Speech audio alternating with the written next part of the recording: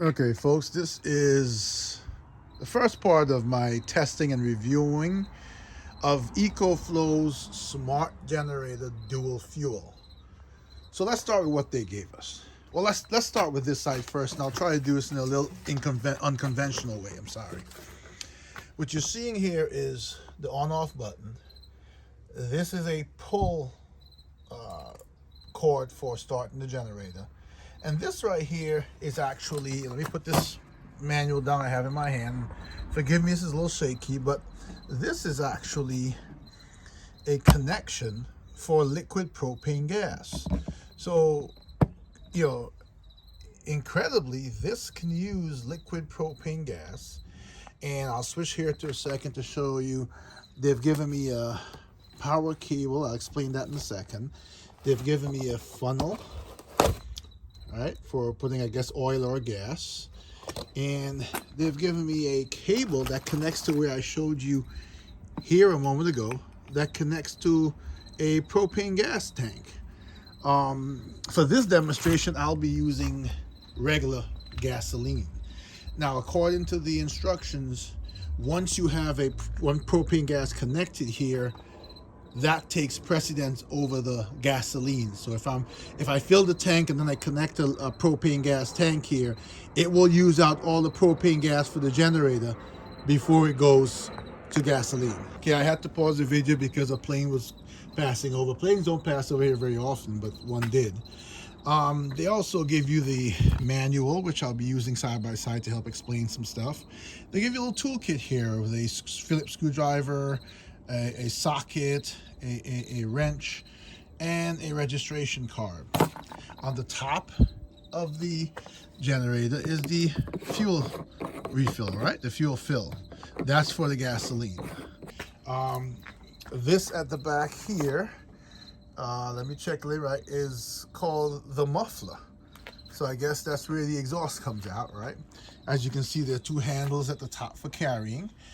And I'm gonna go to the front first. So on the front, you have, starting with the LCD screen, and then you've got CO alarm, oil alert, electric start, and yes folks, electric start, because even though this has a pull cord start, you can actually start it by just pressing a button.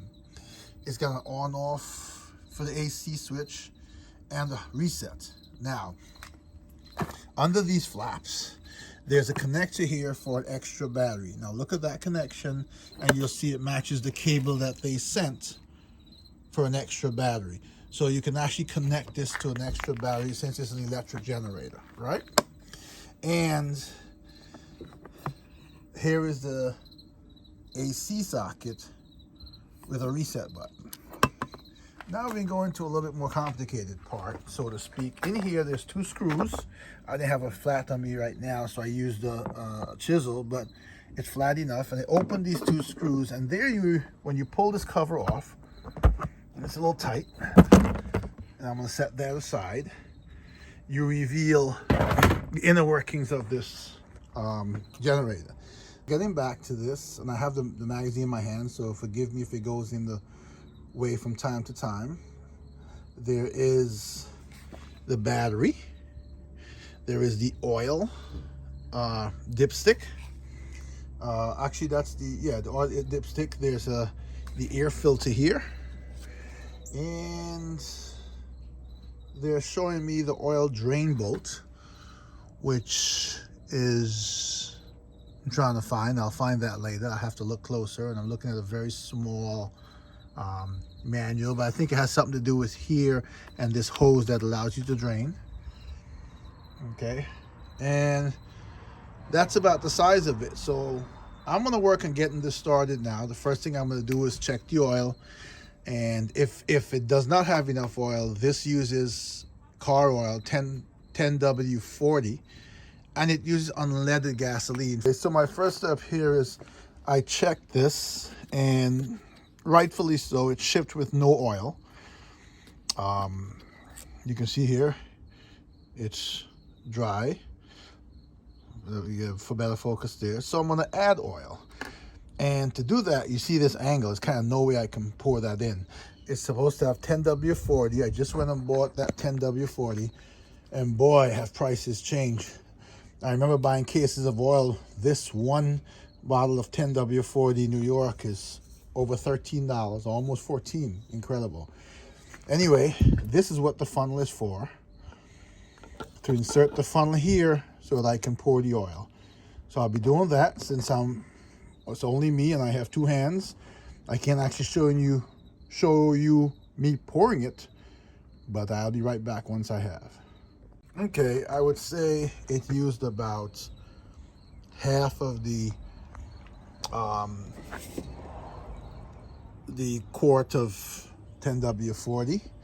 See, there's a little spills here and there. So let me tell you about the spills. In thinking about the design of this, and excuse me, I'm wiping something off. In thinking about the design of this, they have a hose here that's a drain hose. Obviously, I think that whatever happens here is not that much heat, so that would melt. Here's another clear hose. And the reason I'm saying this is because I think that if they had angled this pipe up a little bit, and then maybe put a clear window in it, something that you can see a max level, it'll be easier to pour the oil in than having to do this and sort of gauge when you get to the top. Anyway, I'll do this real quick. You can see oil dripping off. So I've reached the marker where it's full of oil. So I'm gonna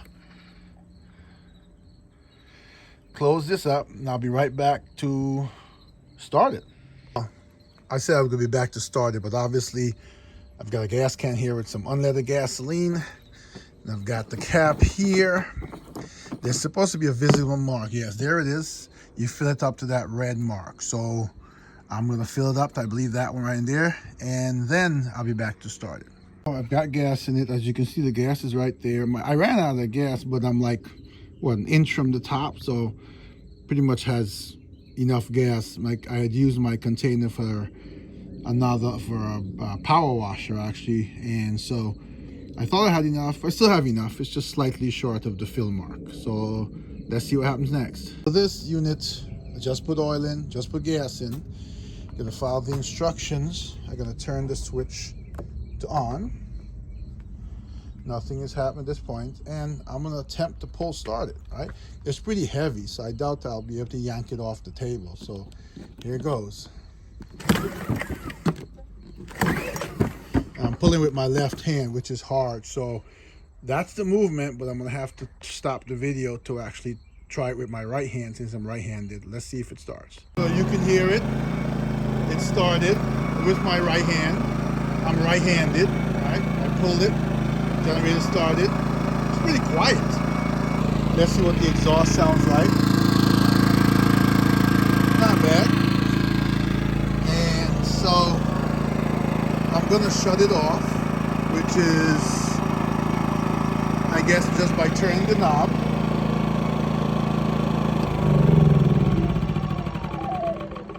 Okay, and we're gonna try starting it electronically now, and let's see what happens. So I turn it on. It's supposed to simply start by pressing this button. That didn't work. Let's try it again. So maybe there's something I'm doing wrong. Let me check it and get back to you. Okay, folks, just to show you with the electric start, that was my fault.